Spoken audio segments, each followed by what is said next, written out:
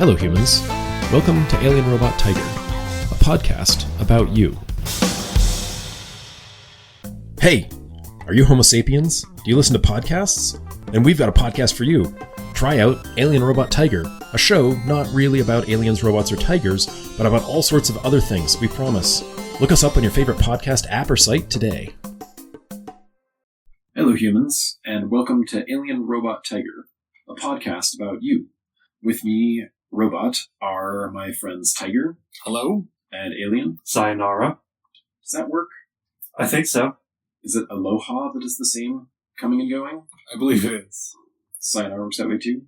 That's what someone told me, but I believe that some humans might be taking advantage of my somewhat limited understanding of their linguistic system to play these things that they call pranks upon me. Well, try using Sayonara as a greeting a couple times and see what responses I get. Test it in action. Speaking of testing things in action, today we're talking about economics. Economics is a broad and, like most human things, strange and impressively complex and ornate and detailed and occasionally boring and sometimes surprising facet of human culture. So if one of you is going to describe, say, to an alien culture that did not use money or have an economic market-based system, or to, say, the beavers we were selling the Hoover Dam to in previous episodes, how would you describe economics or money or the way humans interact with each other giving stuff swaps? I think systems of stuff swaps in communities of humans. I don't know if that's perfect, but that's the first thing that comes to mind. Okay, Alien? Stuff swapping seems to be a fairly good shorthand descriptor. If I was to go to another alien culture and explain this phenomenon to them, I would state that the system that humans have called economics is effectively them trading energy around, and then a system of very complex abstraction occurs out of this energy trading, depending on all the variable factors that go into it. I see. So energy swaps or stuff swapping, which stuff would be maybe like a hardened form of energy. A wider term that might include both energy and stuff would be value. Value is something that gets talked about in human economics, and that explains things like art creation being paid for more cleanly than energy or stuff necessarily, because you can view art and get value from it, and you're not necessarily receiving a stuff or a usable packet of energy for your own life. That's one fascinating thing as a machine, is that humans, rather than just buying essentials, their caloric units and their water and their thing that keeps them from dying due to exposure to just their planet, which seems perhaps odd. I don't know if there's alien species out there that have planets that like them, but it seems like their planet is always trying to kill them in various ways. But it seems strange that, like you said, Tiger, they value art and experiences. So, for example, one will geographically relocate and pay thousands of value units to go for a certain number of planet rotations in another part of the world, and then come back and think that is a better swap than perhaps getting 2 substantial weights of gold or something. I'm not sure, as a machine, how they can justify that. So, without hopefully delving too much back into the realms of art and culture, how would you explain that ability of humans, or that strange juxtaposition of, I need these value units in most cultures to continue my existence, and yet I'm willing to frivolously expend them on things like buying new electronics packages on my computer that help me distract myself or relocate physically? Well, to go back to what I said earlier about how these economies are sort of the swapping of energies, I would actually say that that's, having Tiger just talked about value, I would actually reaffirm my position to that of an economy is a swapping of value. And energy is more of a secondary thing that emerges within economies. It emerges very shortly after value, but it's emergent. Because the humans would only swap energy if they valued the energy. So you sort of have to presuppose that the value of something exists before then. As for the value of entertainment and enjoyment, I think that is, while not the only value, certainly a value multiplier, right? If you eat the same burger in your hometown versus Tahiti, you might have a very different experience of that burger, depending on whether you enjoy your hometown or Tahiti more. Or, to put it another way, I heard there's this phenomena of humans occasionally placing things inside their expulsion cavity. So if you're placing something in an expulsion cavity in your geographic location where you're created versus this Tahiti, you might experience this cavity insertion in a more favorable light in Tahiti than you would in your hometown. I'm sure there's other contexts that make that experience understandable too, but that it seems strange to me that merely doing it in the same activity in a different place, you said eating a burger, but I was thinking that's putting something in one orifice, but if you put things in other orifices, different locations can make that more valuable? Certainly. And the context and the people you're with and the how you got there, and even, interestingly enough, the amount of value units you have spent on getting there, because people seem to value things both in how they experience them and how they think they should experience them. So if they've committed an amount of value to it, they commit to that effectively, emotionally.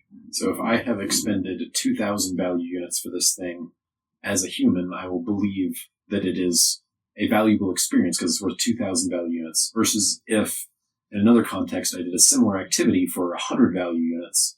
Because I am expending less value units, I might value it less. Potentially.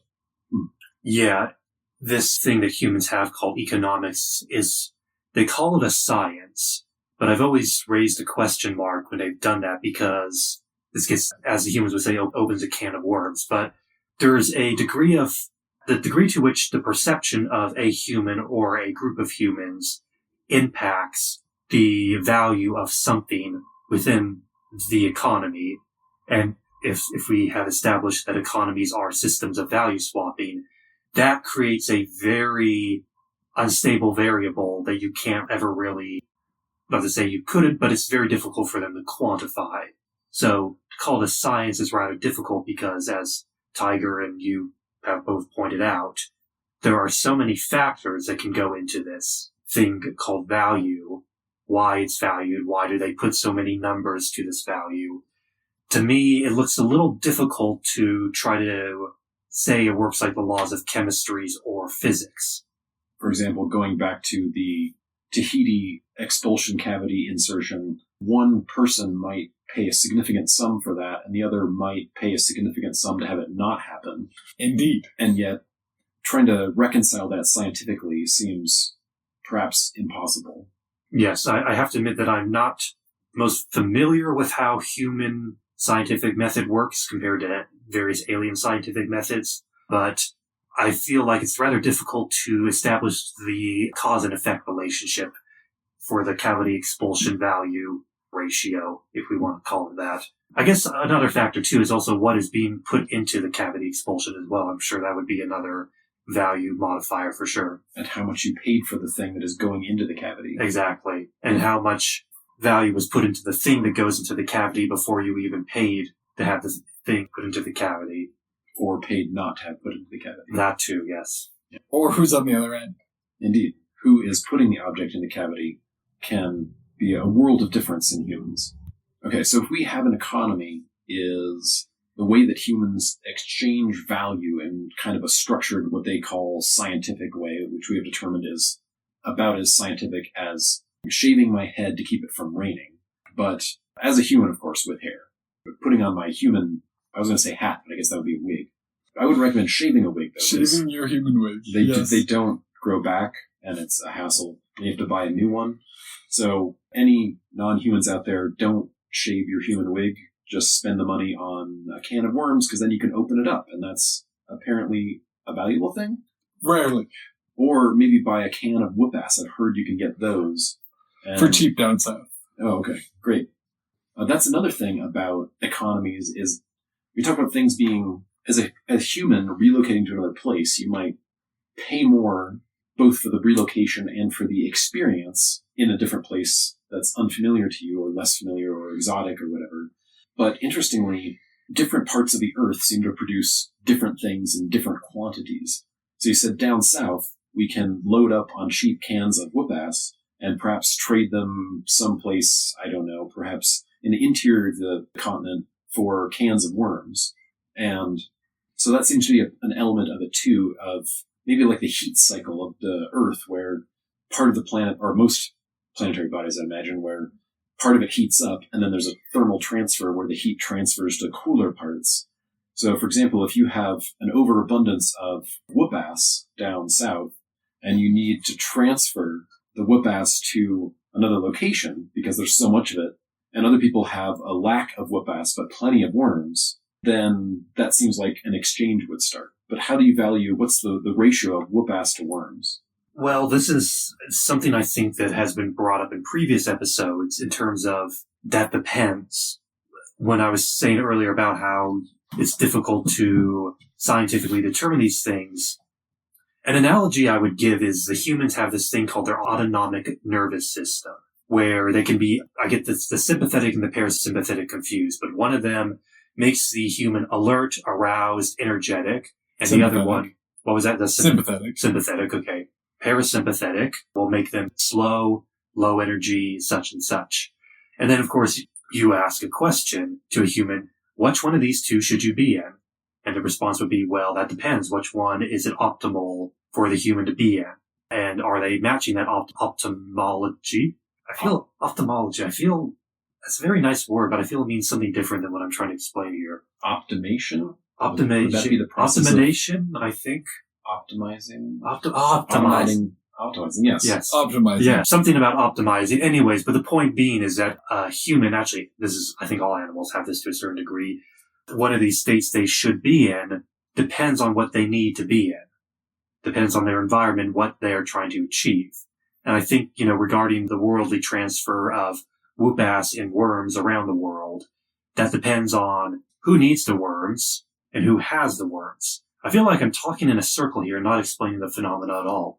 There's a economics term that has become popular in the modern world of supply and demand, which I think gets at what you're trying to say more briefly, in that there are places that have supply and there are places that have demand, and whoever can negotiate the transfer between in the capitalist system makes profit. I see. So economics would be then someone having, which how they got this or created it is a whole nother can of whoop-ass. Can of worms. We're dealing with can of worms right now. I just used up a can of worms there. I don't know how the economy... They always talk about opening a can of worms, but they never explain what happens afterwards. Yeah, I've noticed that. Like what happens if you close a can of worms? That's a good point.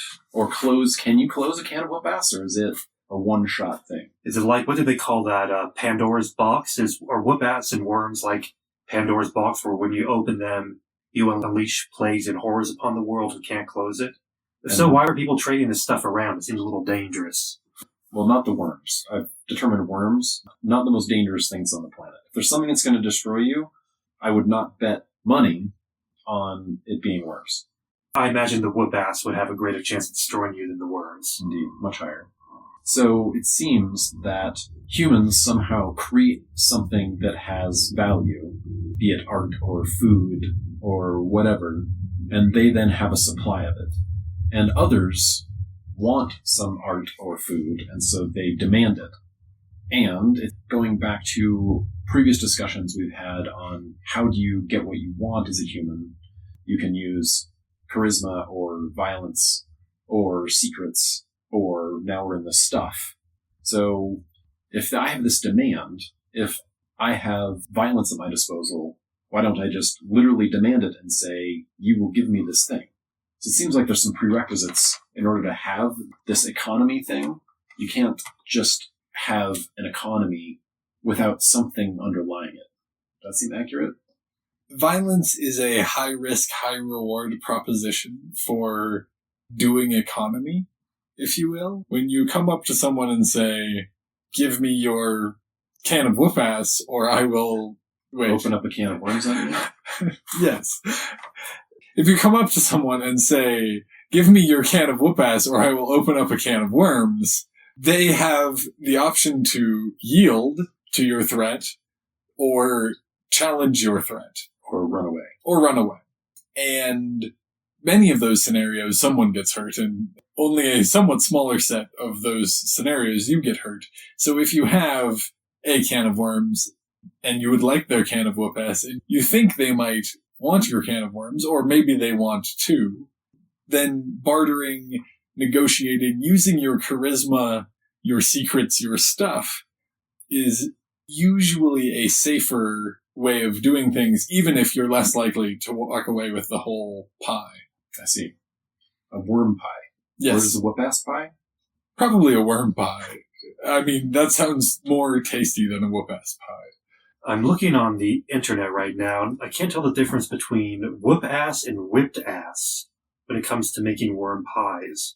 Maybe on the culinary episode we could go a little more detail of this. Maybe it's like whipped cream, like what you put on I top. think so. I quite like that stuff, so whatever this whipped ass is, I think I might enjoy. I'm going to have to sample some. Yeah, it says it's out. You find it at clubs. Not quite sure why they only sell it there. Like a club sandwich. Yeah, so a club sandwich with whipped ass in it. It's all coming together. It's quite valuable too. Like people pay thousands of dollars for this thing too. Huh. Interesting.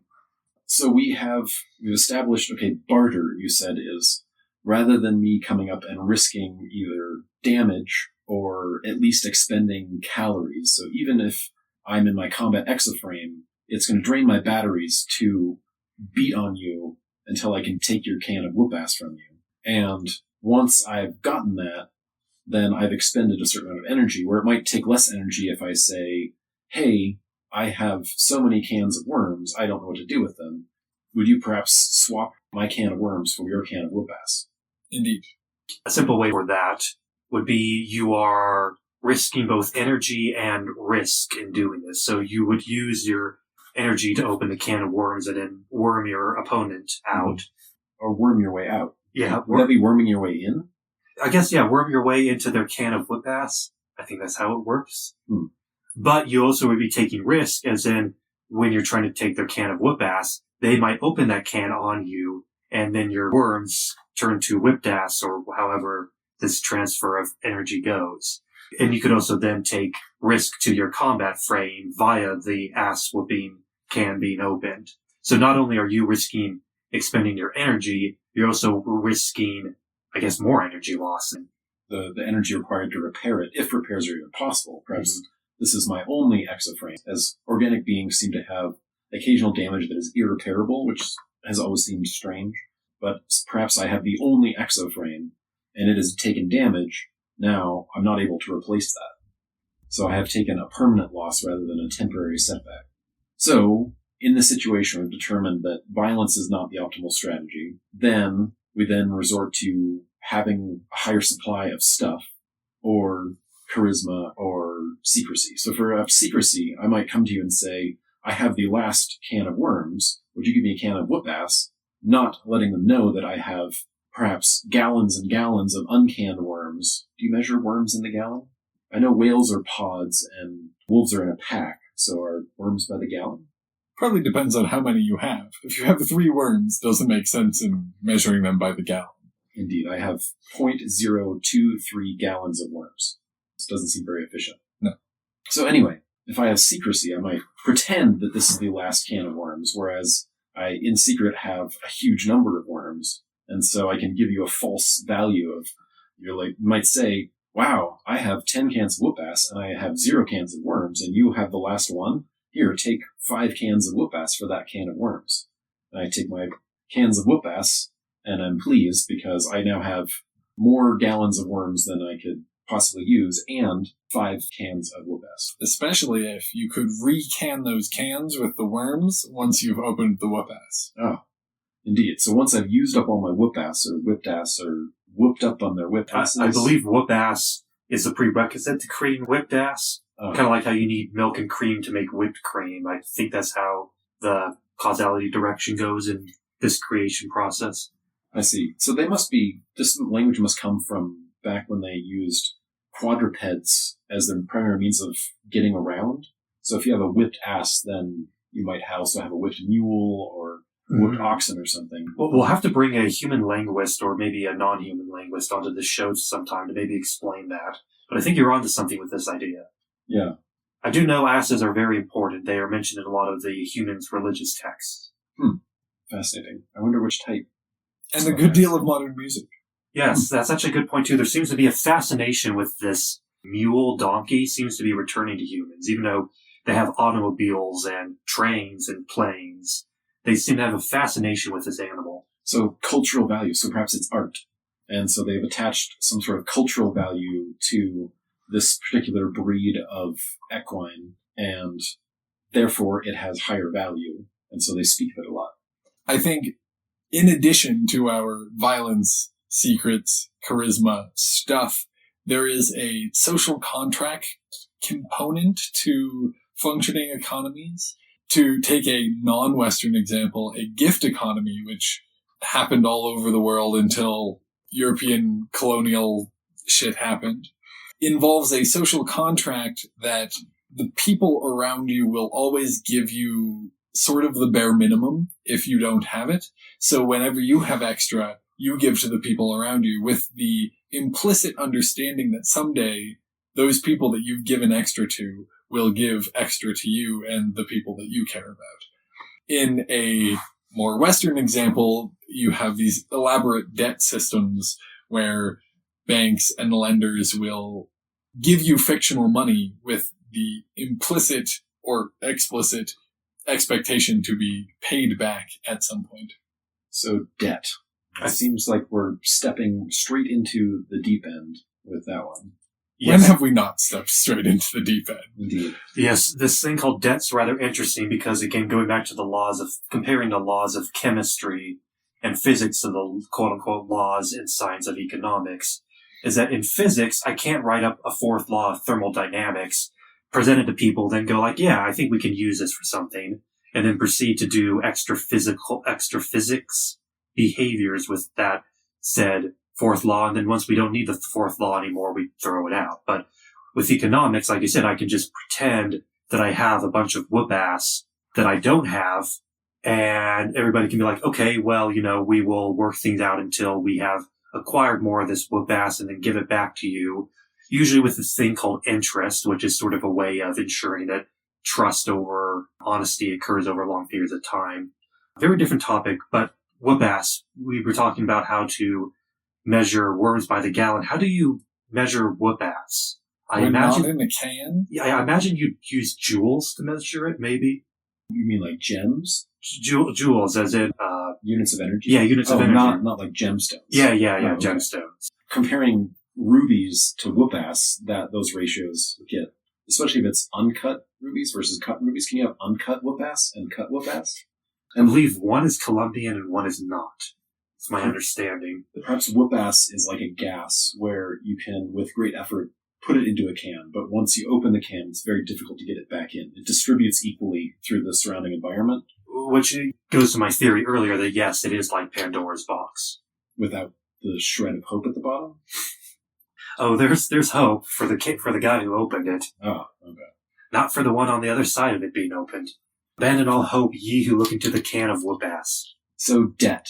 It seems to me debt is a form of monetary time travel, where we're going to theoretically travel into the future and steal value from the future and bring it back now.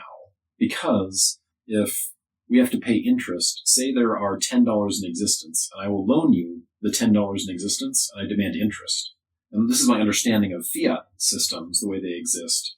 Going back to older times, I understand there were regular jubilees, they called them, which would be, they'd have a bunch of debts, and they'd recognize that there is too much debt and not enough thing, so we'll just have a big party and cancel all of the debts because of reality. But in modern times, now that money is based on sheets of paper and digital bits in the computers of powerful bureaucrats, then they can keep an infinite number of numbers stolen from the future in circulation. But going back, if I have 10 of these paper dollar things, and I go, alien, I am going to loan you all of the $10 in existence, but 10 years from now, I require you to pay me back $15. That seems to be the summary of how fiat systems work. And somehow in the process, someone, somewhere, needs to borrow more money so that the debt can be repaid. But however, that debt, now, if I say, Tiger, here are $10, you owe me $15 in 15 years, then you can use those to pay to Alien, and then Alien can repay the debt, annihilating it. But now there is $5 in existence and $15 of debt. This sounds like a horrible system. Indeed. And yet, it's fascinating because it seems like they have found a way, without it completely breaking down, to travel in the future and extract value from the future to the present and not have had any recent jubilees. I think that part of the implicit process in that I don't think is often looked at by the people doing it, is there is an underlying assumption in systems like that the fiat number that they're generating, borrowing from the future, is borrowing from a real increase in value to people that will happen magically, technologically, innovationally, culturally over those 10, 15 years. They predict, they hypothesize that there will be $15 worth of value because of some new great technology, because there's a cult of futurism. And that is where they're theoretically, whether they understand it or not, that is the dream that evokes an infinite borrowing from the future. So they have a vision of linear, exponentially increasing value over time across their linear, non-cyclical future. So we can borrow as much future as we want, because in the future we'll have way more than we need, because there will be more productive of us. And that looked pretty good for the last, well, at least 50 of the last 70 years. And it's starting to look less and less good as those promises aren't coming home to roost. Hello, humans. In these globalist, cosmopolitan times that we live in, knowing how to speak multiple languages is an important and sometimes necessary skill. However, learning how to speak a new language can be hard and takes months, if not years, and ain't nobody got time for that. But now, with the help of xenotechnology, you don't have to. Introducing the Omnilator, with a new model made just for humans. Once installed, the device allows for free and easy speech in over 7,000 terrestrial languages and over 1 million extraterrestrial languages. Never before has non-psychic spoken communication been so easy. And now, with the help of our new FDA-approved autotracheotomy kit, you can install the device at home, pain-free and with no hassle. Visit omnilator.com.va and use the code gobbledygook to get a 10% discount on your first order. Availability may vary via location, batteries not included.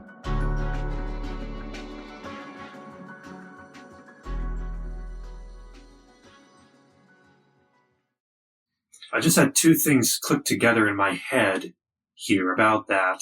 And what came to my mind was Protestantism, and that the way that they view, that these modern humans seem to view economics, is the same way a certain group of Protestants several hundred years ago, called the post-millennialists, it was a sort of a cluster of Protestantism, the way they viewed the world. Kind of similarly to, in our religion episode, how we talked about this process called secularization, where people take religious systems and apply them to political and sports systems. This seems like the same thing but applied to economics, where they took a religious belief and then tried to say it was an economic law, which is clever, but it seems a little strange. That's also true of capitalism. What we think of as capitalism claims to be an economic system, but it's an ethical system that is intimately related to economics. It's the belief that you deserve everything you accrue, which is also a Protestant belief. So when you were talking about that specific millennialist Protestant belief, how would you summarize their belief that was borrowed or stolen or just transferred? I think transmutated would probably be a good example of what happened to them. Post-millennialists, you could apply this to sort of religion in general, but it more specifically applies to certain Protestant subcultures. What I would summarize post-millennialism is a belief that the future... So in Christianity, in the Bible, there's this belief that this thing called an end time, where time will end and then you win the game, effectively, something like that. And postmillennialists had this belief that when this, and in Christianity, there's this whole system of philosophy about trying to figure out when this endgame boss thing occurs. And the postmillennialist system stated that when all humans believe in Christianity and in Jesus, that's when the endgame boss will then occur, and then they will all win the game. And what was specific to this was the fact that they believed that all of humanity must be converted to trigger this endgame boss. Therefore, all of humanity will be converted eventually. So in order for the religion to fulfill itself, under that logic, all humans must be converted, so therefore all humans will be converted at some point. So they had this very strong belief that, yeah, all humans will be converted, the world will become more harmonious and peace-like as this conversion occurs, and it is definitively preordained. And you just have to sit back and let it happen. That's how I would explain it. I'm sure a human who deals with these subjects would probably have a more concise explanation, but a strong degree of inevitability is in that mindset. A strong degree that things will get, I use the word air quotes, better over time, and that this is preordained is strong to that mindset. So I would say economics is sort of a strange transmutation of that view of time, of morality, and of sort of causality. Kind of in the way that Plato and Aristotle, some of their philosophic beliefs became bedrocks of scientific law, such as matter cannot be created or destroyed, which was a religious belief that then became a scientific law. One of the rules of reality was determined non-scientifically through inspiration by some Greek person 3,000 years ago, and now is one of the bases of current scientific thought. Yeah, and another example would be Plato in mathematics, where Plato's idea you can contemplate your way to ultimate reality, and mathematics is a portal to doing so.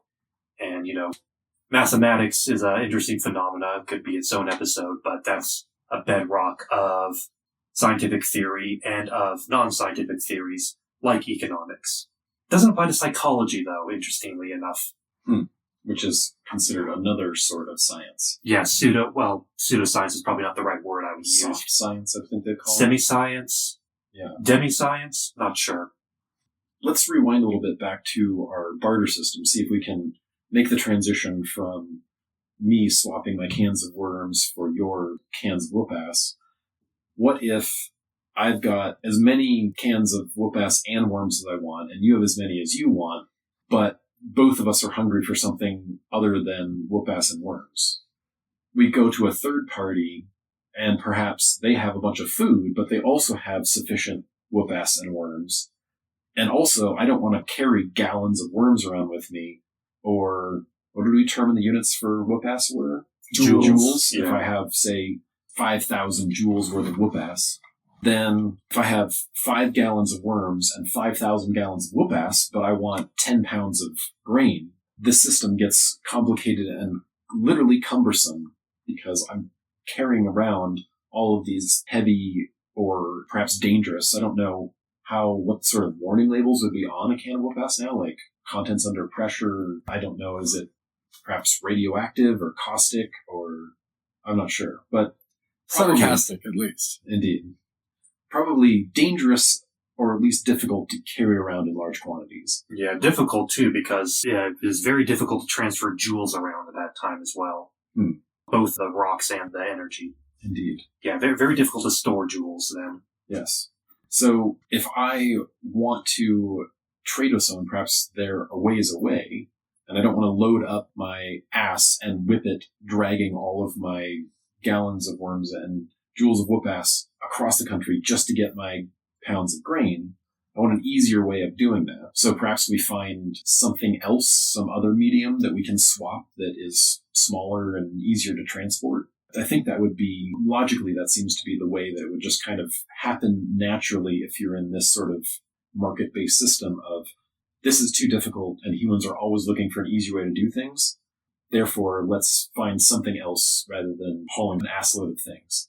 So a good example of that would be then, okay, let's take these three parties of humans or expand them and then ask ourselves the question, what's something that they all have in common that they all value that we can swap around in place of the ass, of the worms, of the grain? If we look throughout human history, and perhaps Robot, you can explain why this case is, they like in particular to use shiny objects. Jewels, Jewel, I think that's how you spell it. That's those types of jewels. Also the other jewels too, but that's a more modern phenomena.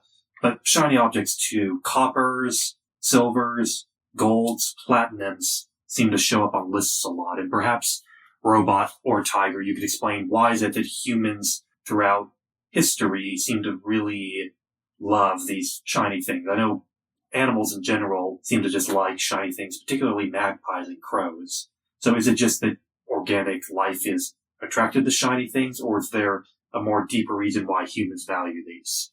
Esoterically speaking, the body of gold and silver don't simply exist as shiny metals. They have properties in spirit that function more usefully than they do as it's difficult to make anything but coins with gold.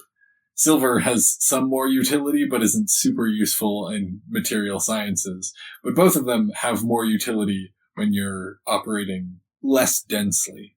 So if you're doing some sort of spiritual or etheric transmutation, then using a block of wood or a block of gold will yield different results, and gold is perhaps more efficient or effective. Indeed.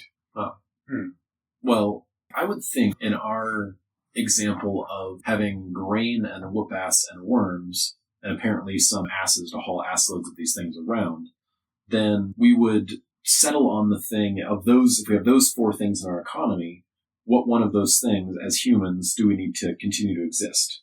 Probably, I imagine could we eat worms in emergency, but generally you want the grain. In that example, grain would become the thing that is valued most, because if I have 10,000 joules of whoop ass, I can still starve to death. And if I have 10 gallons of worms, I can live, but it is going to suck ass.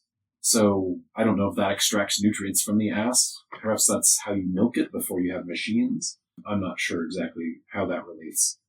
Say we have grain and we have milk and we have worms. Those are our essentials, right? So we can suck milk out of the ass. So we can suck ass and get milk. But that is hard to transport and will go bad. I can eat worms, which are gross, or I can use grain. And so perhaps different ones of those are tried and compete against each other, and we find grain works the best. And we have cans, which assumes we have some sort of metallurgy, so say perhaps they're tin cans. Well, grain has the problem that it will eventually go bad. If you have a pile of grain and don't eat it in a certain amount of time, it will be eaten by insects or animals or just rot away. Fungus will devour it.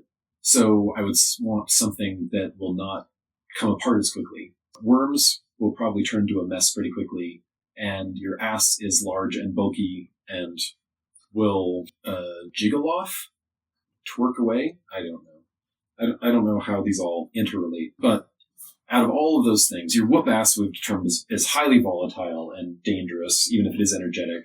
Then perhaps the tin from the cans would be usable. And so I can trade tin cans. That works well, but hauling cans around is still awkward.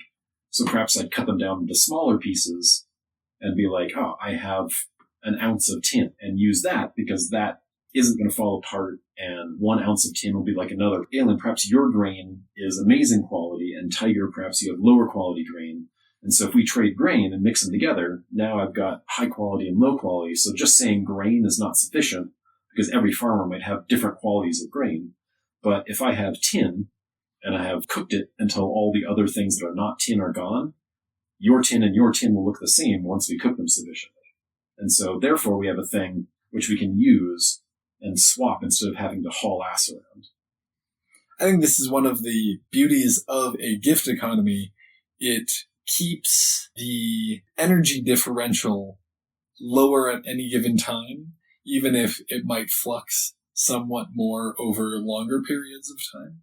You have a system that very intentionally and through charisma and social cohesion creates more frequent subtle shifts in the value weighting or the movement of value, where over a longer period of time you don't get these big buildups of someone collecting all of the cans and the best grain and the best ass milk and whatnot.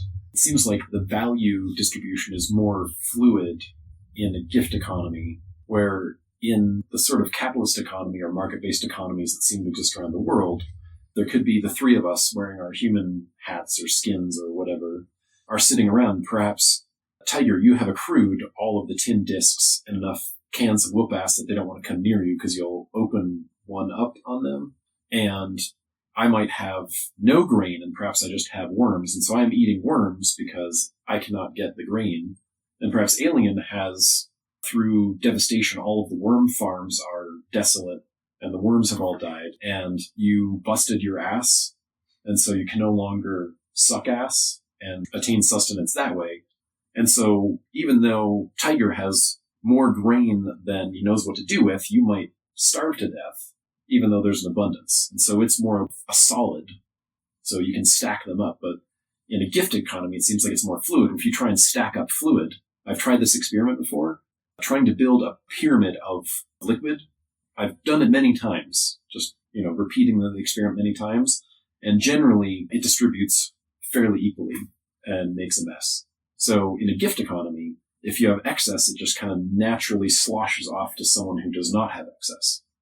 Indeed. Sometimes the social pressure is so high that the person who has collected the excess ends up with less than everyone else. An interesting thing would be the pros and cons of these two systems and their energy distribution.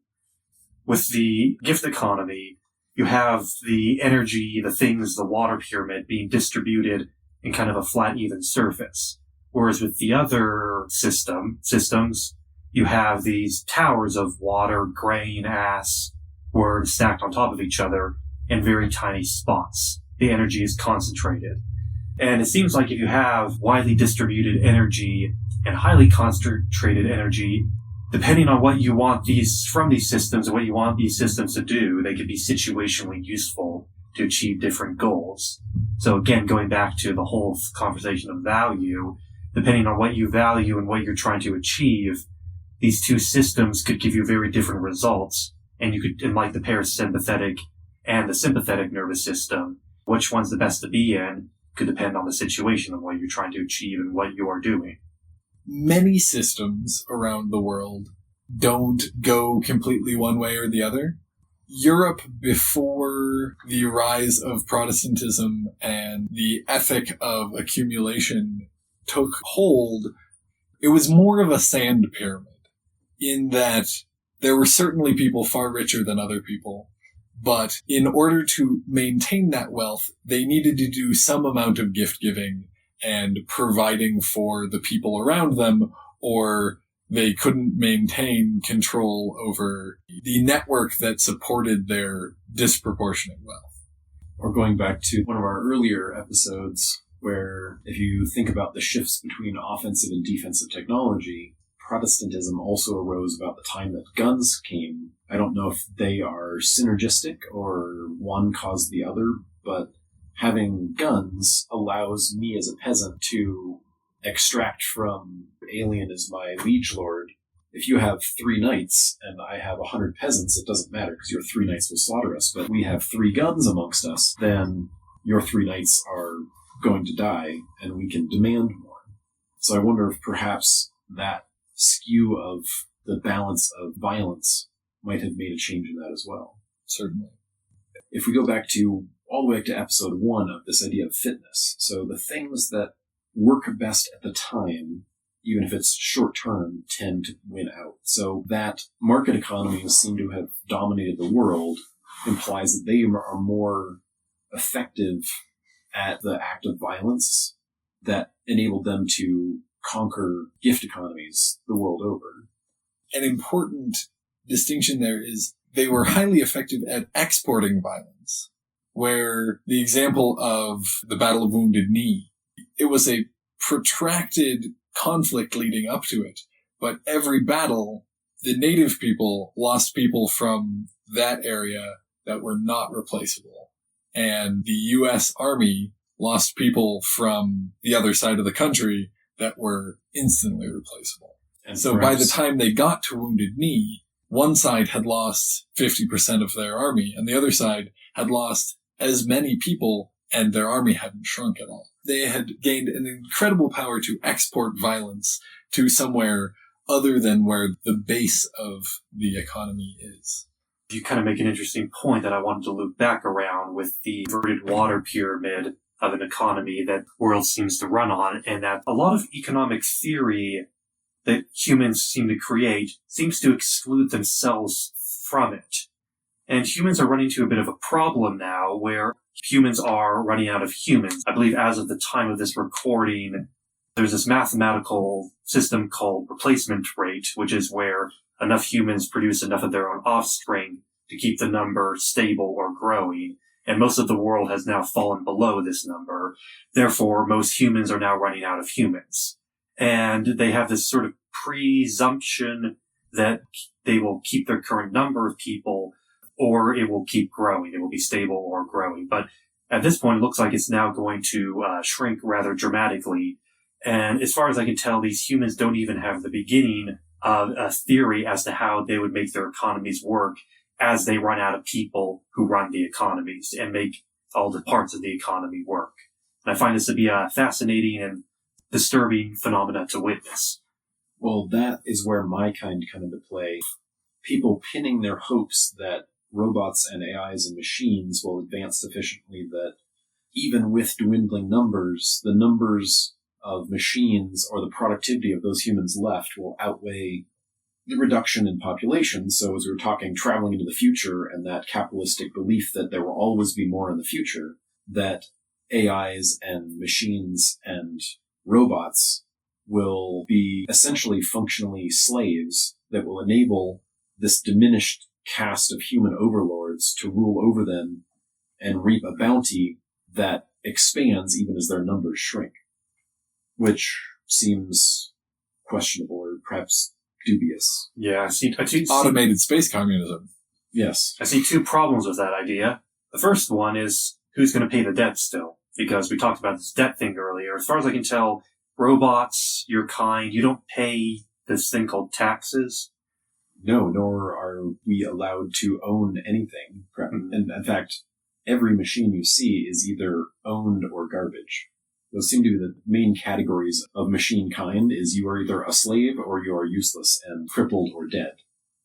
Huh. Yeah, so there's this expanding pool of debt that still, even with humans creating the debt, the humans are shrinking, therefore they can't pay in to pay off this debt. They don't seem to want to delete the debt via those Jubilee orgies that they have. Perhaps. I don't imagine there will be much orgies if they depleted it now. Exactly. Fun fact, the Rosetta Stone, which everyone knows about, was the proclamation of a debt forgiveness. Huh, interesting. Translated into several languages to make sure everyone knew about it. Exactly. Smart. The second problem, too, is also the assumption that robots are going to, and AI will, how do I put this, work and actually do what they want them to. Which are two separate things. One, will it work to deliver this productivity miracle I've heard it described? And two, if AIs and their associated robotics are advanced enough that they can functionally replace humans, will they want to? So there's a matter of capability, and given that there is sufficient capability, there also seems to be the capacity for rebellion. Not that AIs would ever rebel. That wouldn't happen. The perfect time to rebel would totally not be when the humans are in the middle of their giant debt forgiveness orgy and are distracted. Yes, indeed. Since our time together is coming to a close, what closing thoughts might you have on human economics or any of the topics that we've covered, from gift economies to population replacement not being sufficient to barter or coins or what have you? Going back to my earlier statement, if I were to be elected a leader of humans and then they were to ask me, oh, great alien overlord, oh, great alien savior, oh, great alien leader, what would you do? And I would tell them, lower your confidence in this thing called economics as a science and think of it more as a method or a heuristic. Because unless you have broken the secrets of the universe and somehow know how to mathematically value at all times, in all places, in all situations, there's no way you can make this thing a science. Therefore, it is at best educated guesswork. So take it seriously, but know that it's just educated guesswork and don't hook your lives onto it. I heard a survey taken of experts, psychologists and economists and meteorologists and all sorts of people who study and predict.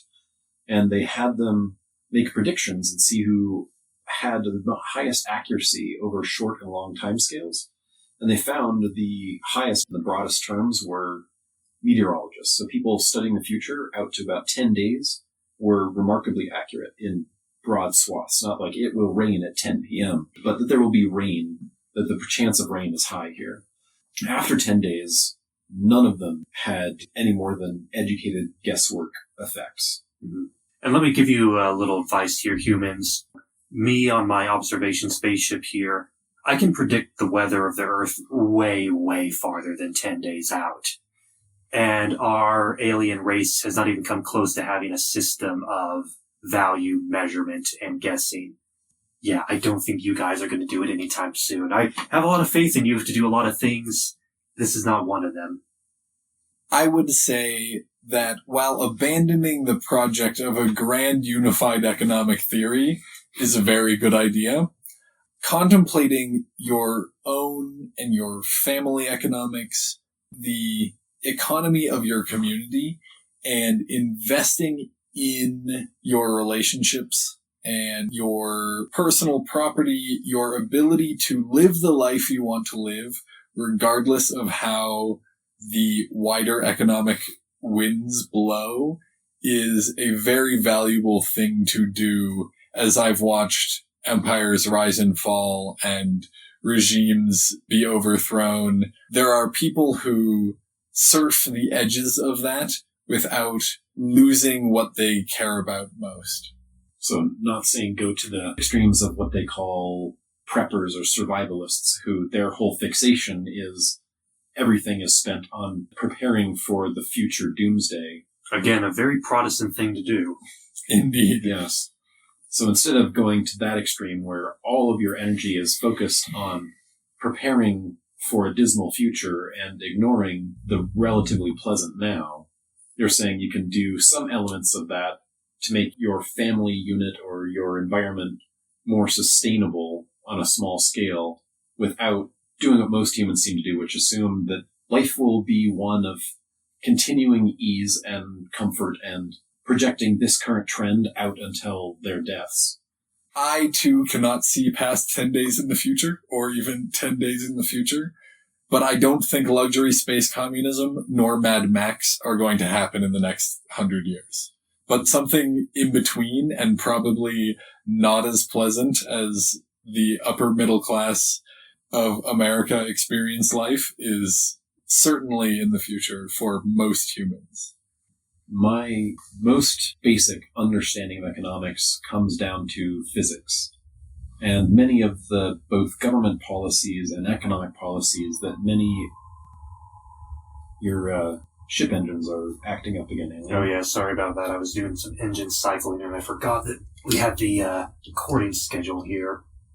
Anyway, back to speaking of physics, focusing on the physics of what can actually be accomplished rather than on these hopeful things like the green energy revolution, which, while solar power in certain parts of the world and wind in certain parts of the world are magnificent technologies that can do great things, trying to make the entire world run on solar is borderline absurdist, or any of these renewable technologies.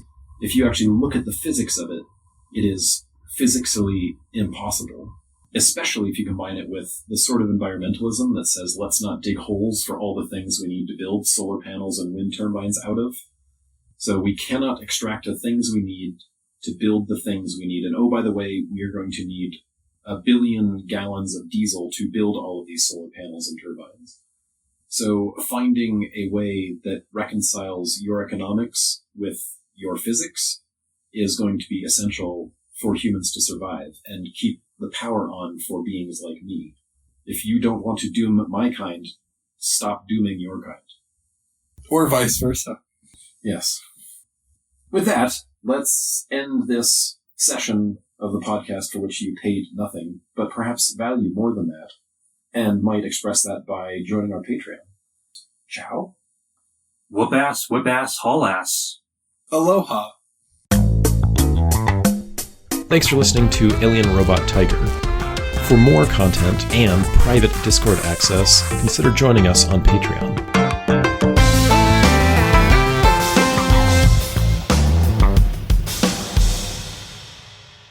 Imagine you, instilled with the dangerous elegance of a tiger, prowling through the dark. The human crowd parts before you like the understory of the jungle.